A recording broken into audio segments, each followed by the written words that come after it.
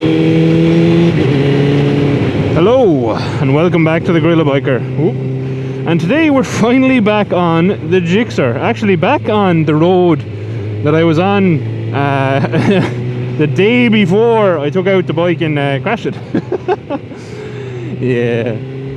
So why is it back? Well, because I wanted to give you an update. I wanted to show it to you. I wanted to go out for a spin and talk about other things as well, probably at the same time. So oh, I love that noise. But yeah, we're just out on a road I like, or we're going to a road I like, I should say, and that's pretty much it, really. Not a whole pile else interesting or exciting. I have not put on the track fairings onto it yet because I want to get. There's a buddy of mine who's going to paint them with me, Niall. You will have known him if you're up to date with all the videos. He got a mention in one of them because he's rebuilding a Volkswagen van into like a camper. So he's going to help me paint them. We're going to do a nice color scheme, get some stickers for charities onto them, and then we will do the reveal and all will be well with the world again. So that is my plan. You will notice I forgot to put back on my wing mirrors. But who needs them anyway, right? Actually I do miss them out on the road, but I forgot to put them on, so that is just the way it is today. So I'm going to try to get past some of this traffic, or at least get away from some of it, and I'll be back.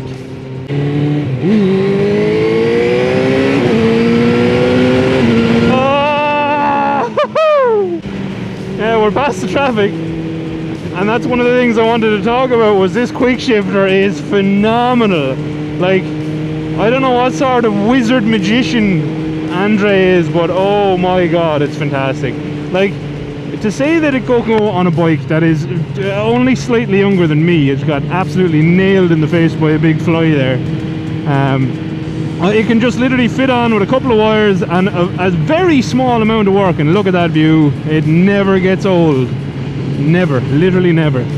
And then it changes this 25-year-old bike into something with what is a pretty recent technology for a lot of bikes, I suppose, the Quickshifter. So I am absolutely over the moon with it. I'll do a full review on it after I try it out on track. It won't be a long video because I'm pretty certain I already know the gist of what I'm going to say. I've talked to people. I know what Andre's after support is like, which is very good. So yeah, but we'll cover that in the review. Other things that are new since we've last been on this bike is these lovely RST gloves. Hopefully you can see them. These are Tractech Evo 4s? Yeah, I think they're Tractech Evo 4s. I got them in camo, so you probably can't see them because I actually love camo. I do love camo on lots of color schemes and whatnot. What else is new? I have new levers. I'll show you them when we get off the bike. And also another big thing is my rear shock has been rebuilt by one gentleman called Dean Ellis. I'll link his Instagram in the description. He is available for work, by the way. He does do shock rebuilds for lots of people, and to say that I am happy with his work is a massive understatement. It has transformed how this bike feels on the road. It is so much more stable, so much more stable. Like through here, the back end just feels so much more planted, which obviously is a big thing for me confidence wise, because obviously on the road I'm fine, but if we get out onto track and the back was feeling a little bit wiggly or wriggly or whatever else, I mean, it was obviously going to affect me, because not that I have nightmares or anything about it, it's not that, it's just I don't want to it's more that I don't want to crash the bike again, because I absolutely love it. And you know, not being able to ride it for that time, if I hadn't been in America anyway, would have been pretty upsetting. So not that it wasn't upsetting already, it was, but it was just the fact I wasn't here to ride it anyway. Kind of helped me be less upset, I think. Oh, that Quickshifter. I just find myself changing gear more often than I used to. just to get the Quickshifter in. Oh, it's fantastic. Absolutely fantastic.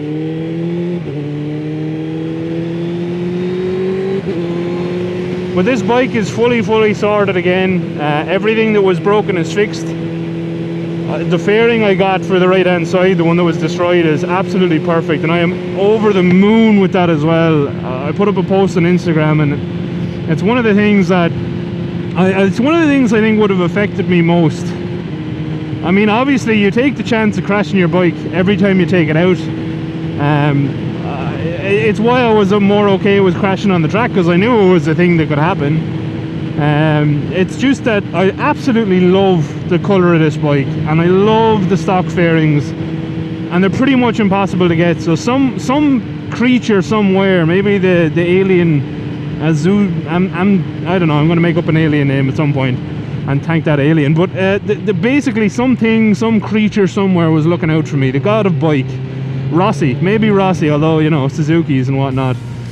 Joanne Mir was looking out for me, and that's how I got that fairing, and I'm so happy I did. Listen to this! Oh, those quickshifters, magic, absolutely magic. Quickshifters are honestly pretty much the only new technology on a bike that I really love. I gel with them just because they're so much fun. Like, can I change gear without a clutch? Yes, I can. Am I far happier using a quickshifter? Absolutely, 10 billion times happier using a quickshifter, and it sounds good and is amazing. The other thing, obviously, that I have on the back of the bike, you would have probably seen it already, is the Dominator exhaust, which sounds like this. Hold on.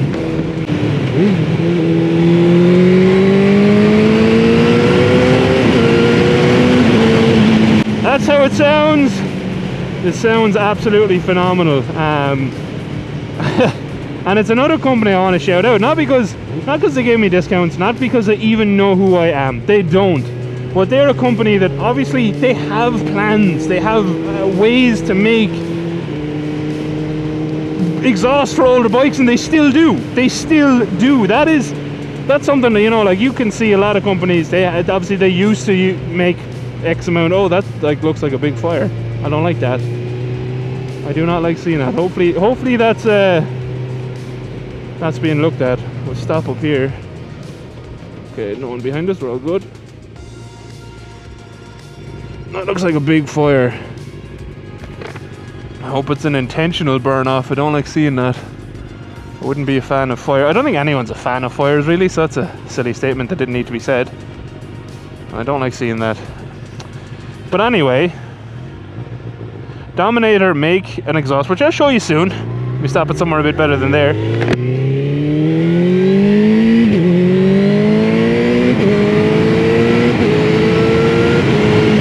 Oh, that Quickshifter is so much fun. So much fun. But, you know, they make an exhaust, a slip-on that is literally, or a bolt-on. It just bolts right up. There was no big pains at fitting. I did have to slightly machine out the fitting holes to make the bolts fit that a little bit better. I'm absolutely okay with that. If that's all literally the only problem I ran into, that is not a problem. That is not something I can complain about. So, you know, it is what it is. I'm absolutely fine with that. But everything else is good. You know, I got my clutch and brake levers from ABDB. I only needed the brake, but I said I'd do both to make the matchy, because this is also still a road bike. Yeah, I mean, I'm just happy. You know, my Hyper Pro steering damper avoided damage. My 360 cam avoided damage, and me been in the bike. And I'm not going to shout out ABDB for stuff, to be honest, because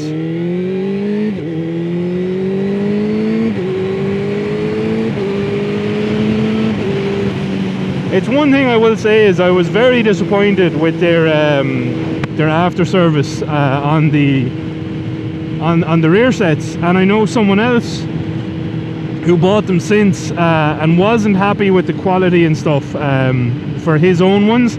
The quality on the Gixxer set, like I said, is very good. I've said that before. It's very, very good. I cannot fault them for that. Oh, it even handles bumps better now. Thank you so much, Dean. Like, thank you. You've made my bike so much better, and it was already great. But yeah, the aftercare, you know, when they got some stuff, some bits in my bike didn't seem right. When I contacted them on it, they didn't seem to care. And maybe I'm being harsh, but I don't think so. I always only talk from my own experiences. Like I said before, I pay for everything that I put on the bikes, except in one case, the Ultimate Add-ons phone case that I called out that I did get for free at the time, after I'd bought many other parts from Ultimate Add-ons. So, I mean, I'm talking purely from a regular person's buying perspective. If you, like me, had bought rear sets for your Gixxer and crashed it, there was no spare parts available, and even the kit that they send out was not the same as the original kit I bought. It was listed the same, it cost the same, but you know, some parts were different. But I covered all that in a different video, so we won't go into it. But for that reason, I cannot shout them out the same way as I shout out Dominator. Is it nice they still make parts for this bike if you want them? Yes. Are they at a nice price point? Yes.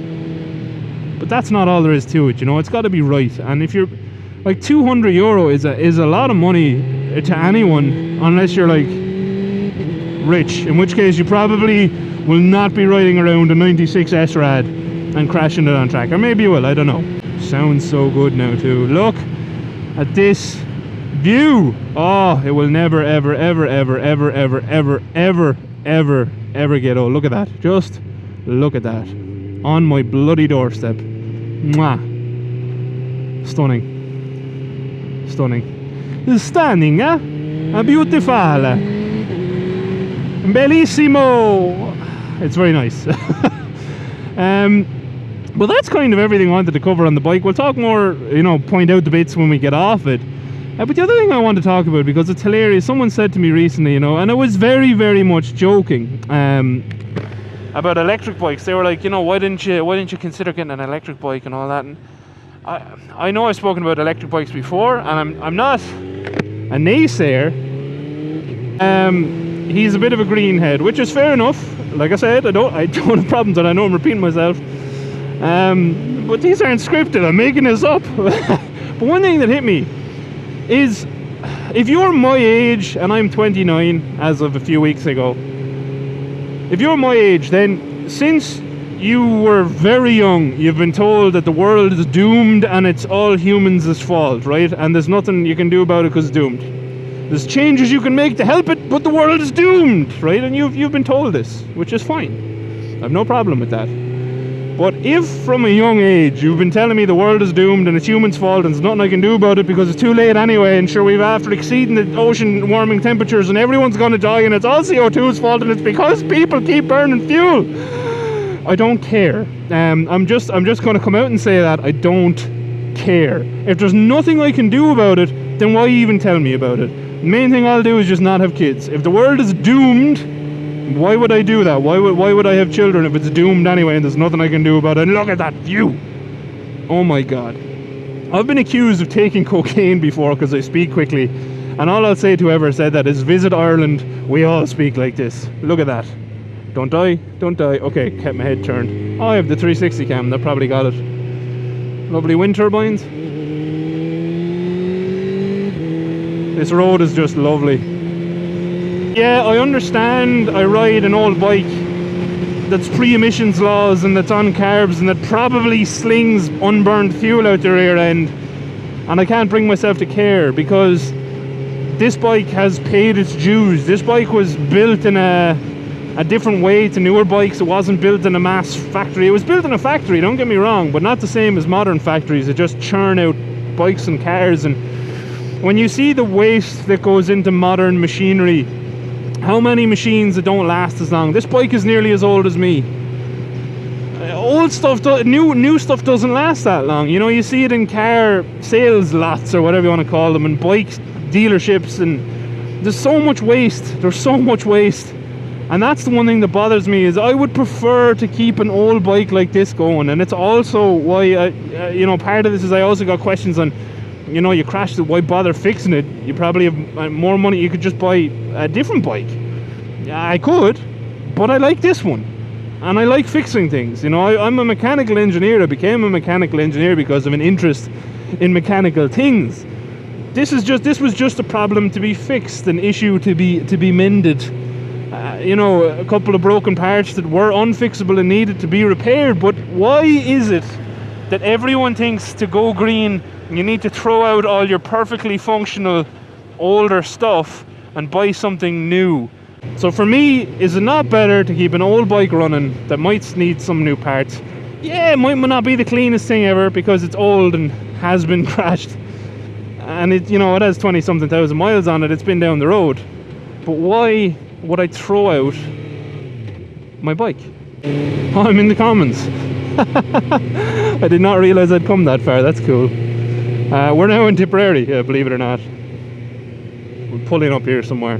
But yeah, that's kind of my rationale. And please do comment, because one thing that I always try to encourage is a debate.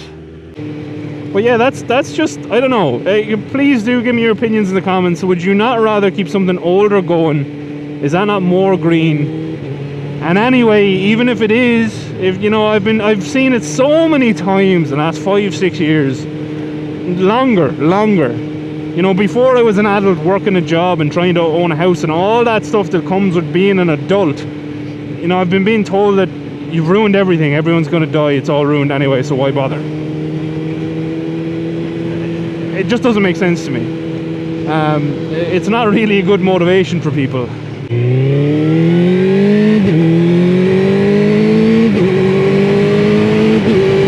Oh, sounds so good. Honestly, it's like a new bike.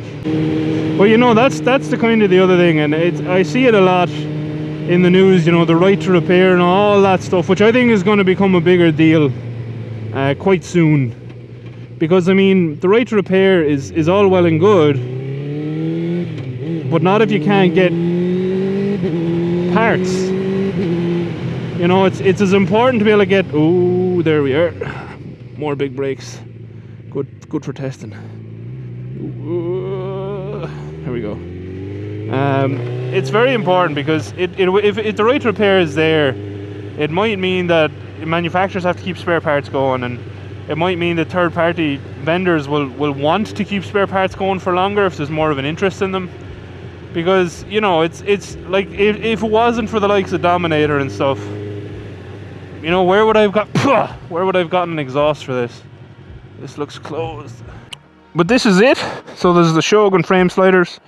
They're back. There's my new panel, which, is it perfect? No. Do I care? No. It's perfect enough. And it will be off for the track day. Like I said, I just want to wait till I get everything painted and stickered up and stuff to do the reveal of that. Like I said, the AVDB rear sets, I did have to buy a second set of them, but so I don't really want to shout them out. It is what it is. Sorry guys. Dominator exhaust, massive shout out to them. Legends RST, as always. I love RST gear. Just ordered a new set of boots because these ones are shot. The AVDB boys. But the main people I want to shout out, like I said, are Dean, who rebuilt my shock, which is, it's just so much better. It's 99 times better. There's a lovely red spring in there that you can't see. Sorry, Dean, he put so much effort into painting it. It's hidden. You can't actually see the red. So yeah, sorry about that, Dean. And obviously, of course, Kyle, the Viking biker, who sent me all the new fairings for the track. Massive thank you to him, because otherwise I just have to use these panels in the track again, which I don't want to do. So yeah, that's kind of it. Just wanted to get out here, have a chat about the bike, let you see it out on the road. I'm so happy. I can't even explain how happy I am about it. Gonna service it again before the track, drain the oil. You know, I have spare spark plugs and all that stuff will be coming with me up there. But other than that, it's good to go again. It's ready, the tires are fine, everything else is fine. I always have a spare set of brake pads usually for my bikes anyway, so that'll be good. And yeah, we're good to go, we're ready to go, so I'm excited. I can't wait. I really can't wait to get it back out there and hopefully not crash this time. But also, yeah, let me know. I might make a longer video on the whole right to repair and all that stuff, because it's something that really bothers me. You know, why people think that they have to buy something brand new and newly manufactured in order to go green. Why not just get one of these and keep it running? I mean, its debt to society is paid. It's the material that was taken out of the ground to make this is already out of the ground. You know what I mean? It's not. I don't know. I know there's carbon payback and all that complicated stuff, but surely to God, if you just harvest less things from the earth and leave it like this, surely that's better. No? I don't know. Like I said, let me know your opinions down in the comments. Personally, like I said, from a very young age, I've been told that everything's goosed anyway, so what's the point? And I will always say as well to people when they ask me, when we were growing up, what we were told is the 3 R's: reduce, reuse, recycle. Reduce mining, etc. Reuse. That's what I'm doing. After that, recycle. That's the last thing I want to do to something like that, is recycle it. But that's what would happen if I switched up to a new bike. So I don't know, it doesn't make sense to me. So let me know your opinion in the comments and enjoy this absolutely stunning view from here. And I'll be back to do a video on that famine warehouse. I'm interested. We're not going up there today. Well, I am. As soon as the cameras are turned off, I'm walking up there because I want to have a look. It's not locked. That is no barrier to entry. Please, your gate. I laugh at it. Probably shouldn't, because, you know, gates are there for a reason. But most people don't have guns in Ireland, so I'm safe, unlike if this was in America. And yeah, as always, thank you very much for watching. A massive thank you to my patrons, of whom Kyle is one. So a special thank you to Kyle for sending me those fairings. You're an absolute legend, man. I can't thank you enough. And yeah, until next time, thank you again for watching. I hope you enjoyed the video. Adios. Outro crew. It's also funny, you know, in the interest of public health, the site is closed. Seriously, I don't see swarms and droves of people out here. I don't think it needs to be closed for public health. And also, yeah, you've protected this well.